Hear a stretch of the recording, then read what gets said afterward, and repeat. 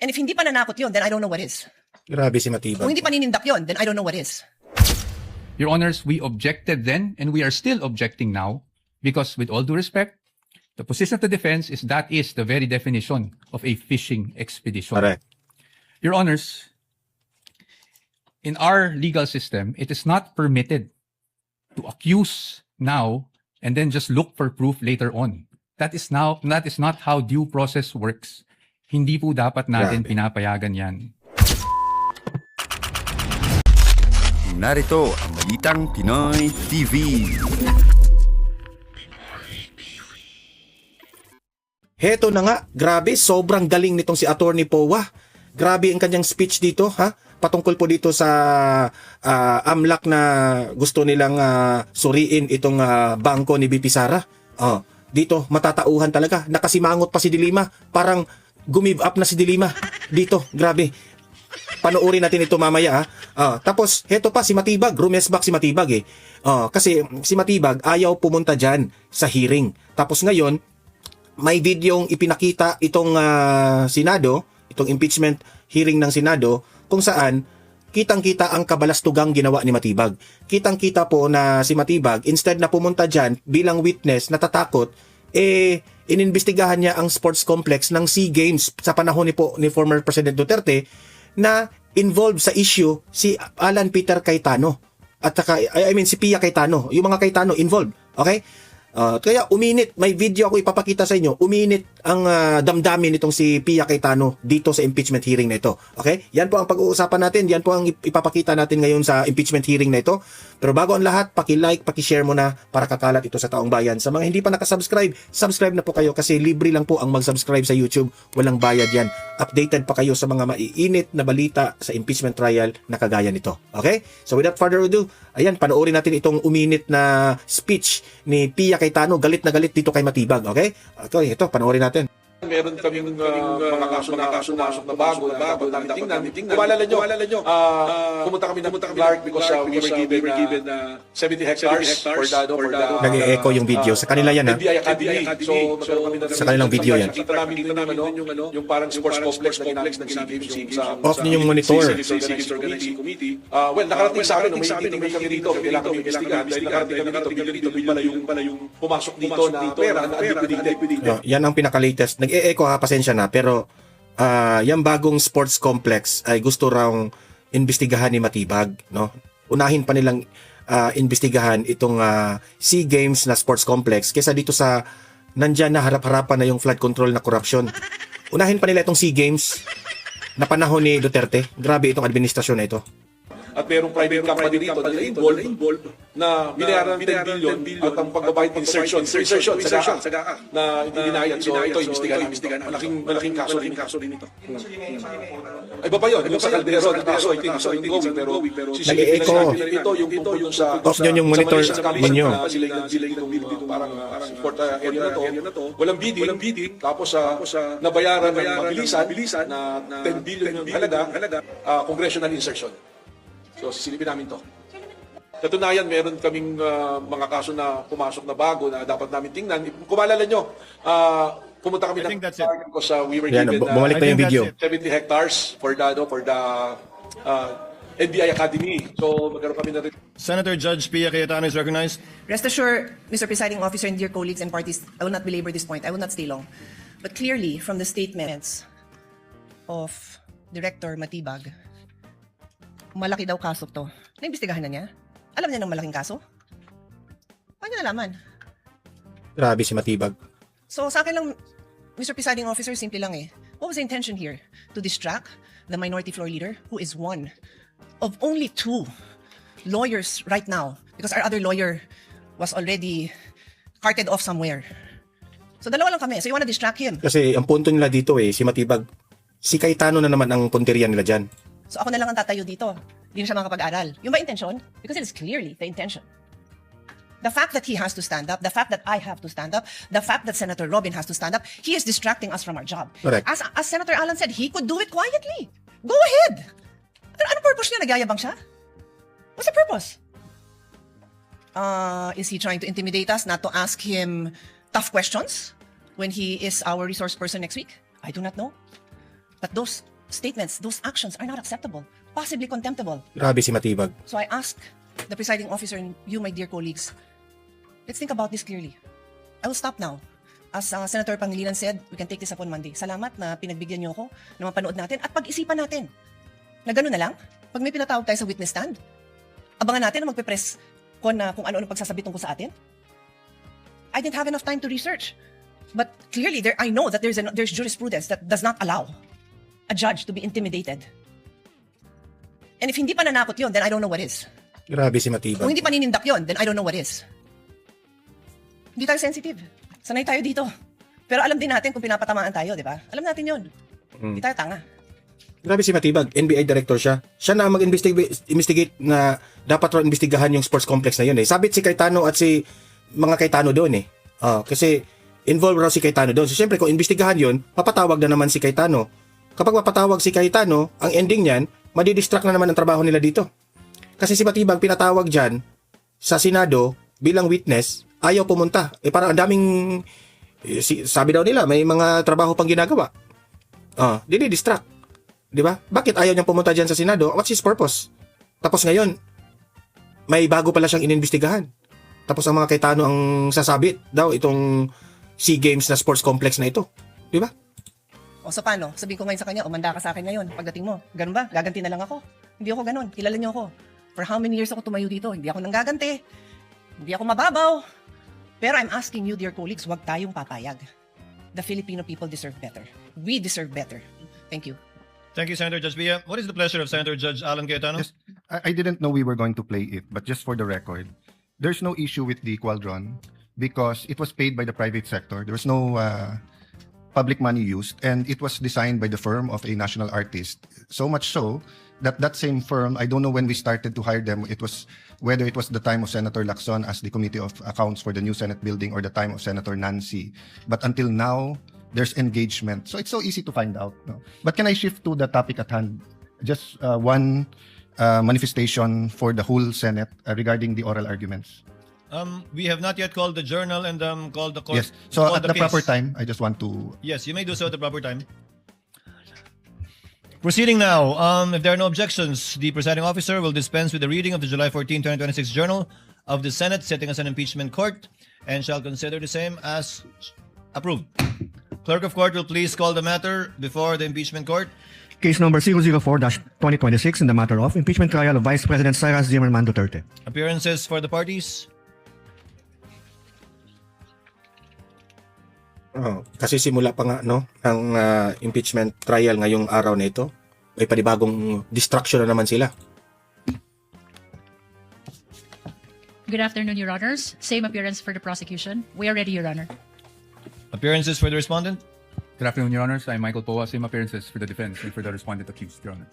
Before recognizing the counsel for the prosecution for their 15 minutes for their presentation and oral argument in relation to their motions for the issuance of subpoena for banks, AMLC, and the BIR, Chair would like to recognize Senator Judge Alan Cayetano for his manifestation earlier.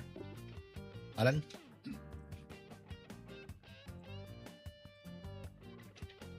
The Senator Judge intimated earlier that he had a manifestation before we proceeded. Yes, this is really to be fair to the prosecution and of course to the defense and to each one of us. So yesterday I asked whether or not mag-oral arguments today, and then I'd like to thank the Senate President and of course the presiding officer and all our colleagues, Senator Soto, although magkatabi kami, hindi kami magkatabi, but I saw him agreeing that we should have a caucus and discuss this. Hinimay ko lang very preliminarily if we're going to look at issues, for example, relevancy lang, you have about the banks, you have AMLA, AMLC, you have BIR. Then for each one of them, so for example, for the banks and AMLC, you have peso accounts and dollar accounts. Then for each one of them, you have the accounts of Vice President Sara, but also of the spouse, and then possibly of the companies, same sa BIR. So although I do believe that we have exclusive jurisdiction, sometimes the Supreme Court have defined certain parameters that we either have crossed or not. So if we're going to vote, one vote, whether or not to allow the subpoenas, it would be unfair to everyone. For example, me, I cannot vote Unless I see na walang problema sa lahat, then no problem, let's vote, pwede. Pero kung sabihin kong walang problema sa banks at AMLA, may problema sa BIR. Walang problema sa BIR, pero sa spouse, meron. So, we're gonna have a caucus, and I'm sure we're gonna have a good discussion on that. But just two things. Number one, can we give, of course, we'll follow the time today, but if any of the two, the prosecution or for example, in the rebuttal, after the rebuttal ng defense, makikita na ng prosecution saan talaga nag-object yung defense, hindi lang sa lahat. If we can give them a little bit more time, kasi nga, mahabang discussion to. Having said that, I'm more than okay if we have to have an extra day next week. Whether to discuss among ourselves or I'm not preempting our caucus. I'm just saying, Mr. President, that I commit to you, I will not delay, I will not overtalk on these issues, and I don't think controversial each and every one of this yung request for subpoena dito, but there may be one or two, and I don't think it would be good for us to lump it in one issue if there are different legal issues. The law, there are similarities in the law, but there's a different law governing AMLA, there's a different law for the bank secrecy, there's a different law for BIR. So, thank you, Mr. Chair notes the observation of Senator Judge Alan Cayetano. However, subject, of course, to any agreements that will be arrived at in caucus, we are constrained by the motions filed by the parties. There are only two pending motions that this court should act upon. Number one, a motion for the issuance of a subpoena with respect to bank and AMLC records on the one hand, and number two, a motion for the issuance of subpoena for BIR records. Understandably, there are sub-issues underneath each, but we cannot put a vote each and every sub-issue under each motion. So we will most likely, the chair would suggest, put it to a vote by the motions that have been filed by the parties, whether or not to grant it or to deny the motion filed by the prosecutors rather. In this case, again, subject, of course, any agreements we might arrive at in caucus, Senator Judge Allen, and the chair will submit to that. Now, as earlier agreed in yesterday's proceedings, the prosecution will be given 15 minutes for their chief arguments. Likewise, the respondent will be given 15 minutes, and then thereafter, the prosecutor will be given 10 minutes by way of rebuttal, and the respondent will be given 10 minutes by way of rebuttal. May I ask who among the prosecutors or counsel for prosecutors will argue the motion for the issuance of the subpoenas for the banks, AMLC, and BIR? Your Honors, the prosecution will be represented by the Honorable Representative Chel Jokno for the purpose of this oral argument. Nonetheless, Your Honor, we have some manifestation to make for the prosecution. The lead prosecutor may proceed. This is pertaining to the matter on hand. This pertains, Your Honor, to the remaining witnesses for Article 4 threat. Can we discuss that later before we adjourn, lead prosecutor? We submit, Your Honor. Thank you. On the part of the respondent, The part of who the will argue? respondent, Your Honor, I will be the one arguing today. For the record, kindly state your full name, Attorney Poa. My name is Michael Wesley T. Poa, Your Honor. Thank you. Your Honor, we're requesting that Congressman Chel Jokno be recognized. For the prosecutors, the Honorable Representative from the party list Akbayan, Chel Jokno, is recognized for his oral arguments on the motions, twin motions that they filed. You are recognized, sir, and you may proceed when you're ready. You have 15 minutes. Thank you, Your Honor. Good afternoon, everyone, to the members of this honorable court. May it please the court. Simple lang po ang isyong kinakaharap natin ngayong hapon na ito.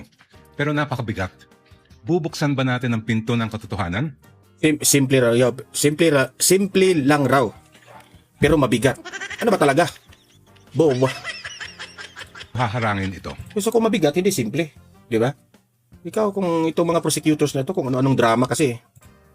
Ang hiling ng prosecution ay mailabas ang buong katotohanan so that this court may know the truth, the whole truth, and nothing but the truth, and make its decisions based on that. That is why we have requested the issuance of subpoena duces tecum for the bank records, tax records, and Anti-Money Laundering Council reports relating to Vice President Sara Duterte and her husband, Attorney Mans Carpio. Sa pamamagitan nito, may lalahad ang buong katotohanan tungkol sa mga alegasyon sa Article 2 ng Articles of Impeachment.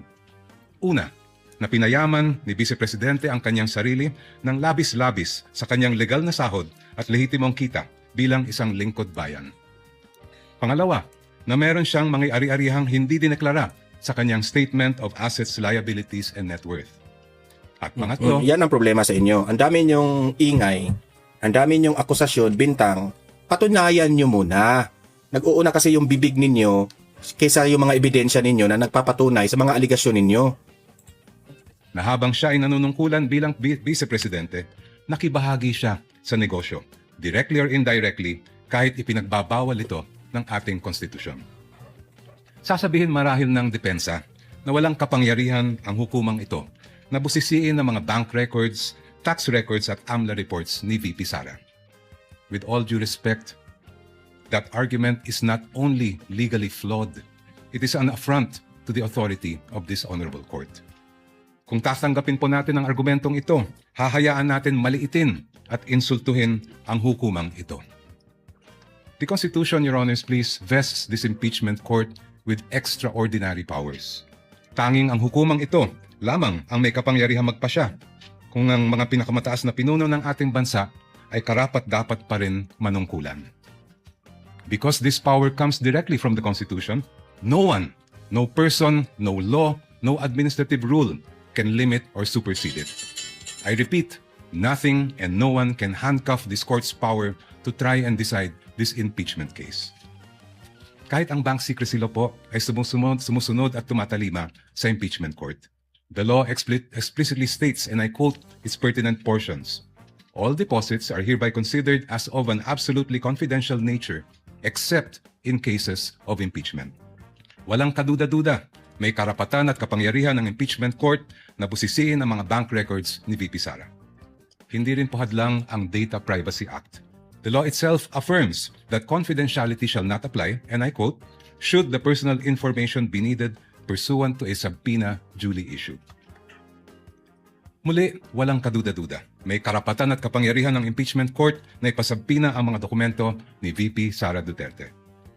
Pero sabi po ng kampo ni Vice President, irrelevant daw ang mga bank records, AMLAC reports at BIR records.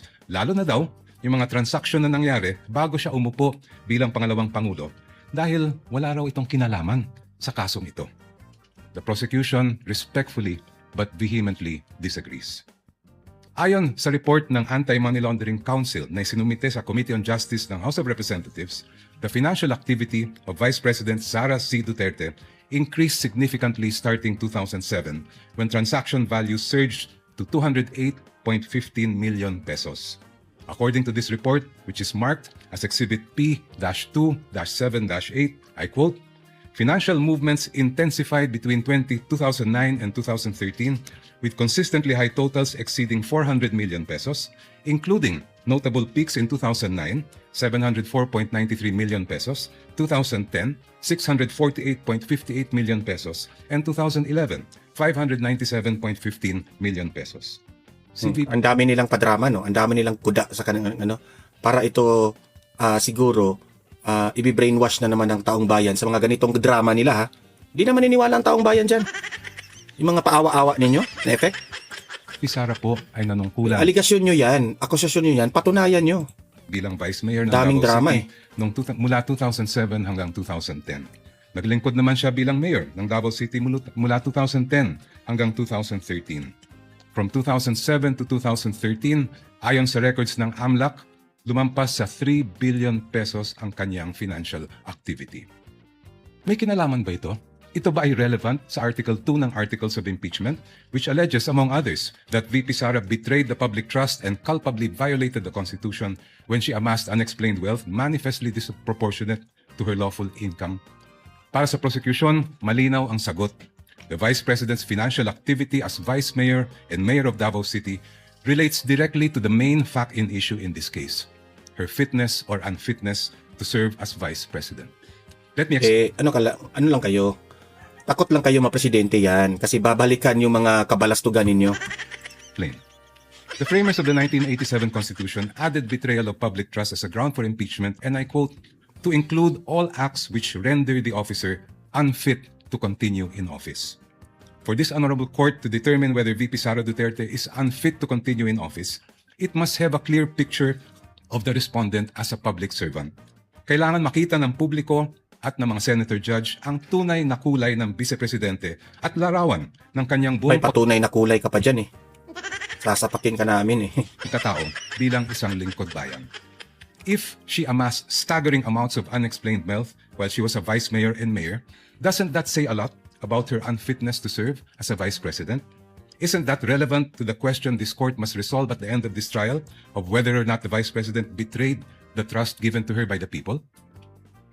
From what I have gathered and read, Your Honors, please, this is not the first time this court has been confronted with this issue. Sa impeachment ni dating Chief Justice Renato Corona, tinanggap ng hukumang ito ang mga ebidensyang nakalap bago pa man siya naupo bilang punong hukom. I believe it was then Senator Judge, now presiding officer Francis Escudero, who raised the question, will the impeachment court consider only Corona's acts as Chief Justice? This after observing that some exhibits predated his appointment as Chief Justice. This matter was taken up in caucus, after which this court decided to allow such evidence. When Philippine Savings Bank President Pascual Garcia III testified before this court in the same Corona trial, he refused to answer the question of then Senator Judge Franklin Drilon on the starting balance of Corona's 2 peso-denominated accounts.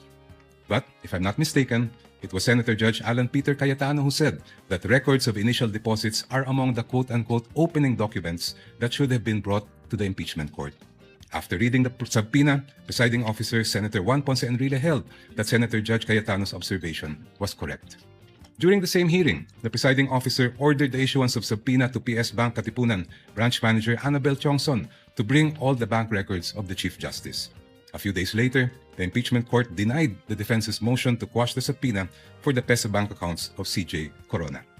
The presiding officer explained that the purpose of the subpoena is to find out if Corona has not included the deposits in his salin. This court also denied the defense's motion to suppress evidence on Corona's bank accounts. Sa huli, binusisi ng hukumang ito ang bank records ni Chief Justice Corona mula sa... Si Justice Corona, dati, ano yun pamumulitika rin yun ang pakay nun Wala namang kasalanan si Corona at the time. Kayong mga dilawan, natatamaan kayo doon ni Justice Corona. Kasi, ano rin yun, patungkol rin yun kay Pinoy. Diba? Si Justice Corona lang naman ang pumabor doon sa kaso doon na natatamaan si Pinoy. Ano nangyari? Pinapapa-impeach? Dilawan moves. Kanyang unang balanse bago pa man siya naging punong mahistrado. The panel of prosecutors respectfully submits that the subpoenas for the production of the bank records, AMLA documents, and BRR documents of the Vice President and her husband are proper and should be issued by this honorable court. Now allow me, Your Honors, to return to my first point. There is a deeper reason why this court must resist the attempts of the respondent to exclude evidence that is obviously relevant. It has to do with curtailing the power of this court. The Constitution gives this honorable court, and I quote, the sole power to try and decide impeachment cases. Kayo lang po, Your Honors, ang may kapangyarihang magpasya kung ano ang impeachable offense at kung anong ebidensya ang maaaring tanggapin para patunayan ito. Kinilala ito mismo ng Korte Suprema. In the case of Francisco versus House of Representatives, the Supreme Court declared, and I quote, a determination of what constitutes an impeachable offense is a purely political question which the Constitution has left to the sound discretion of the legislature. Such an intent is clear from the deliberations of the Constitutional Commission. Inulit po ito ng Supreme Court sa kasong Gutierrez versus House of Representatives, where the Supreme Court declared, and I... Ito na nga mga kabalita.